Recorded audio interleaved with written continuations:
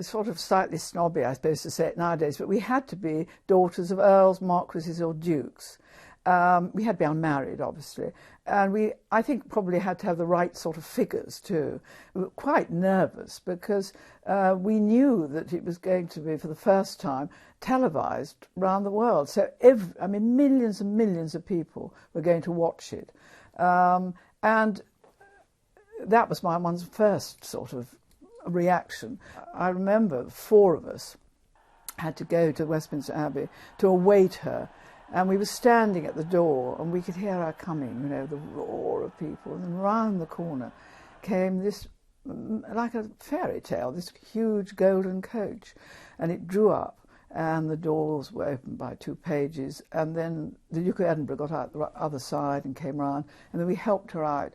And I remember thinking I'd never seen anything so beautiful. Her wonderful dress. It was embroidered, heavily embroidered all over. And of course she had the most lovely skin and eyes, and it was just magical, actually. The train was very heavy, and it had little satin handles underneath, and it sort of went over our hands like that. And we were waiting for her, and then she just turned round. And first time she'd said anything to us, she said, "Ready, girls?" We said, "Yes."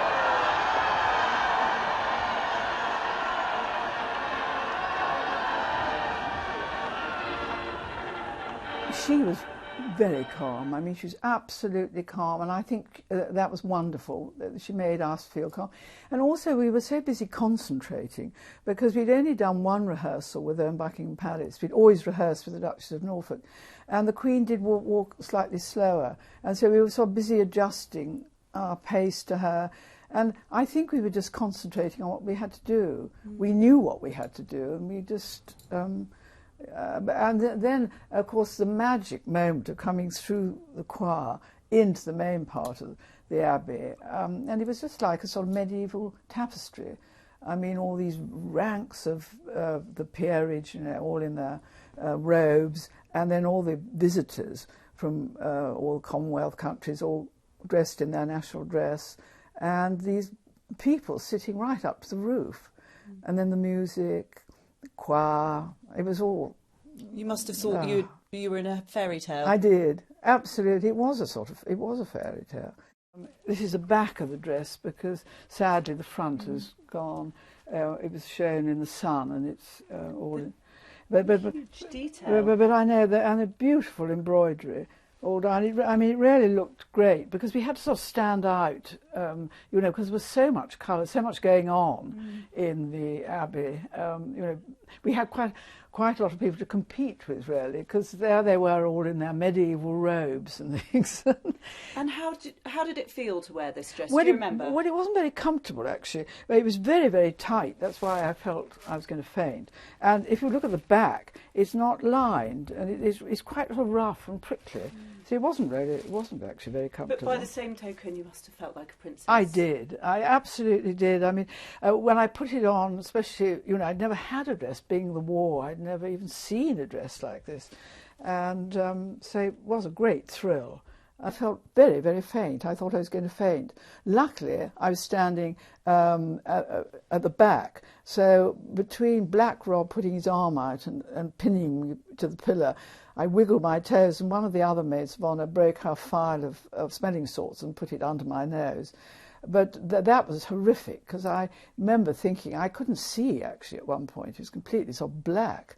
And I thought, I just cannot faint.